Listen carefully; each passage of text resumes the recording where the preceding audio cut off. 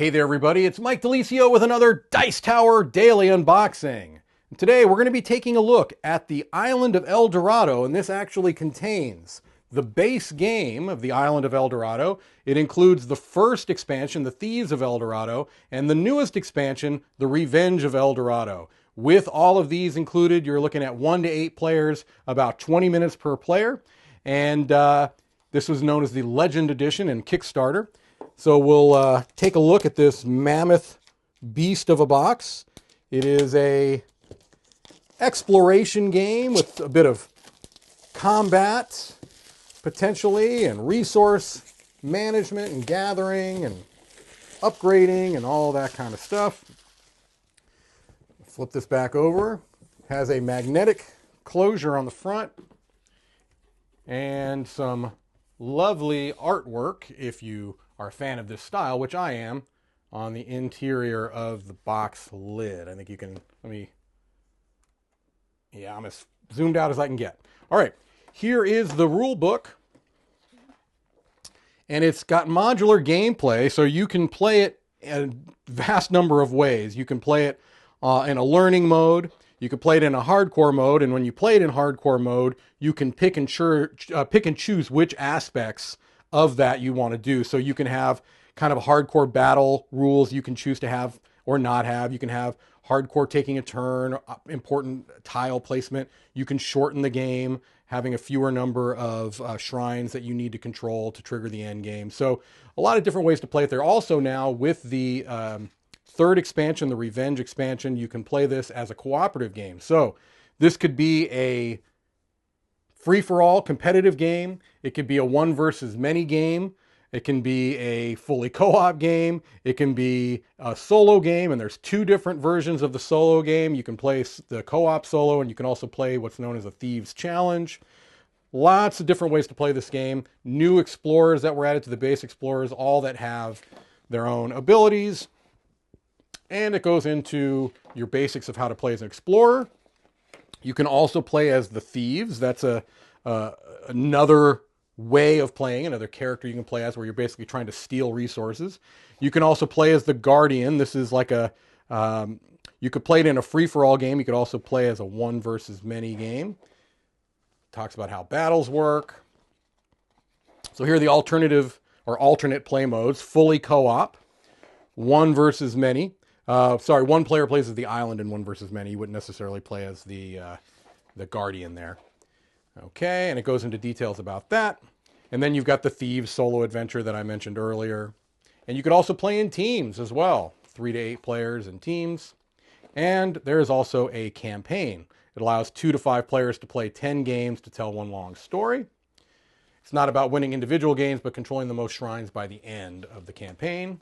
Okay, and then the cave, which is something you discover throughout the game. You're turning over tiles, you'll find a cave entrance, and then that's going to lead to a separated group of cave tiles where you can get the cave shrine, which you definitely want to get. That's the big prize in the cave, but you also have potentially some nasty things like a titan or a wolf or a giant that can jump out at you. Here's some campaign pages. And then a overview of what the different tiles do. Production of the different resources here, that's basically unpassable unless you put a bridge over it. Here's our cave entrance. The island shrines, you have to control those to win the game, along with the cave shrine, the cave exit, and then these new tiles that have been added into the last expansion, and a garden tile, which is basically allows you to produce one of any of the resources if you are on it, or if you have one of your villagers on it as well. There's a lot of components in here. I'm not going to go through all of them. I'm going to give you a brief overview. We have a lot of D6s. Some of them are standard D6s. The gold are standard D6s. The blacks are not quite standard. They have 1s and 2s and misses. And then we've got the Titan die here, which works slightly differently. And we've got the Thieves die, or I can't remember, I think this is the Thieves die, or perhaps the Wolf die. All right. So lots of dice. The black dice are your battle dice. Basically, you're going to use those in battles. All of these red pieces are part of the revenge. So you've got beasts in here, you've got giants in here, and I can't remember what those are called, but other nastiness you don't want to necessarily deal with. These all come out. I'll show you that in a moment. These are wooden pieces that are related to the thieves. Okay. And something I will show you.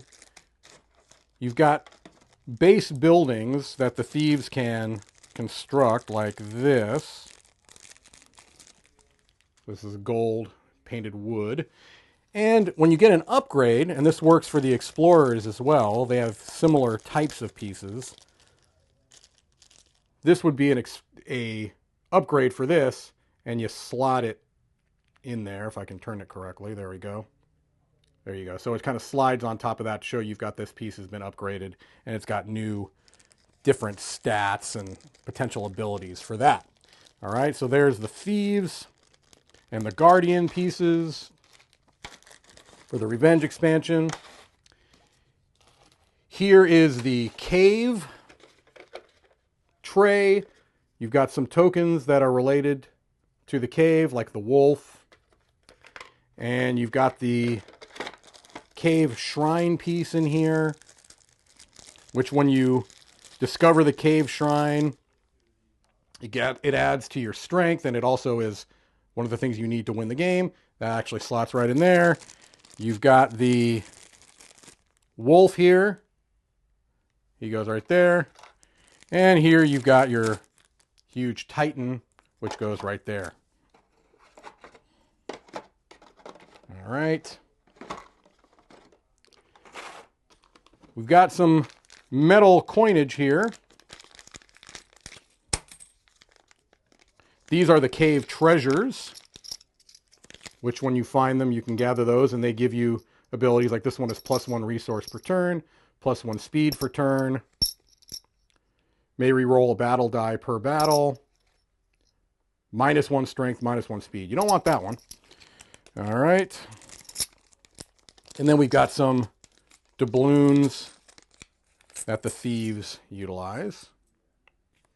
All right, so some cool metal coins. I'm always a fan of metal coins, and these are particularly nice. Get those back in there. I didn't show you the cave tiles. I guess I can do that. Some of these are cave tiles. Actually, these are the Dorado tiles. Cave tiles are going to be in here. This is where you'll eventually put the cave tiles, at least. Here's some of the new tiles, the abundance tile, the prairie. Here's another cave entrance, the sanctuary, the cliff, and now you've got some base tiles. Here's a shrine tile. These produce wood. That's another shrine tile. Okay. Try to go a little bit more quickly here. I know there's a lot of stuff to look at. I didn't even show you these. These are just wooden cubes that you're going to be placing on your expanded player boards. Some more cave tile. Or these are the cave tiles. Okay. Titan. 6 strength. Nasty. That was that huge black wooden piece. I showed you the wolf. The cave-in tile. That has ended a number of my games. The secret exit.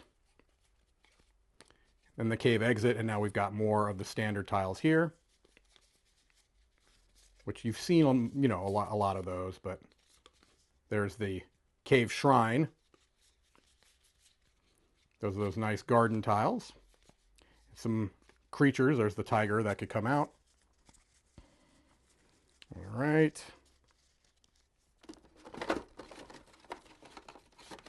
Trying to not fuss too much with getting the tiles just right, but it's difficult not to. All right.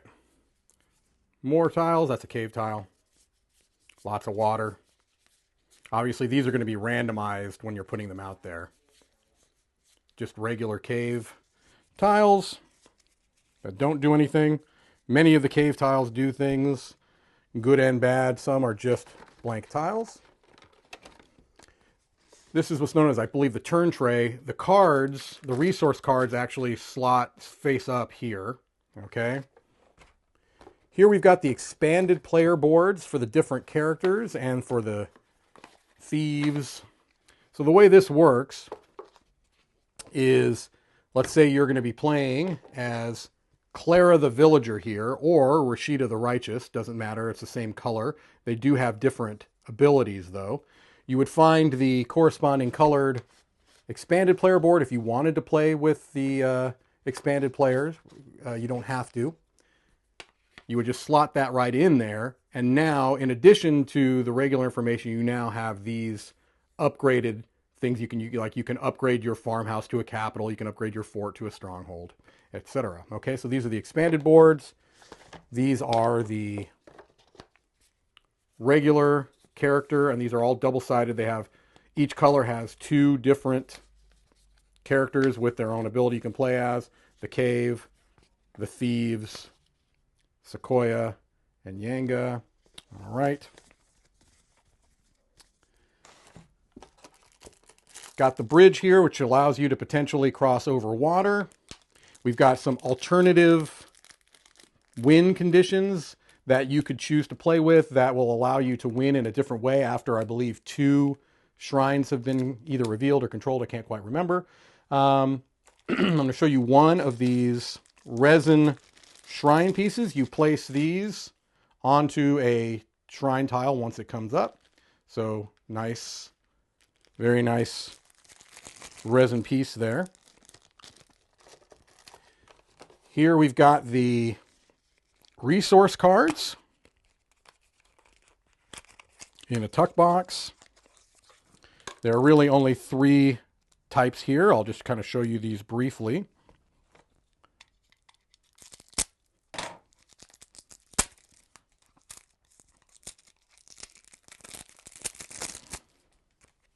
These produce food,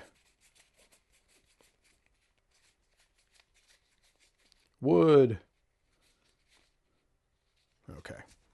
That.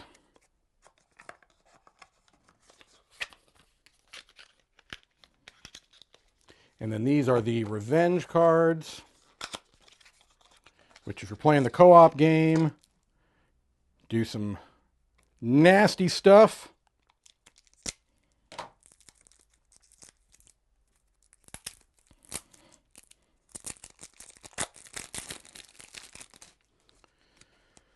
All right. So if you're playing a co-op game, multiple players, you're going to have, each person that's playing is going to have 2 of these cards in their hand at any given time. And on the beginning of their turn, they have to play one of them onto the slot here. And you have to do what it says you have to do whatever it says here, and then there's sometimes a action here. So it's going to go from position 1 to position 2 and then get discarded unless you can discard it earlier by paying a particular cost, it tells you. So it's they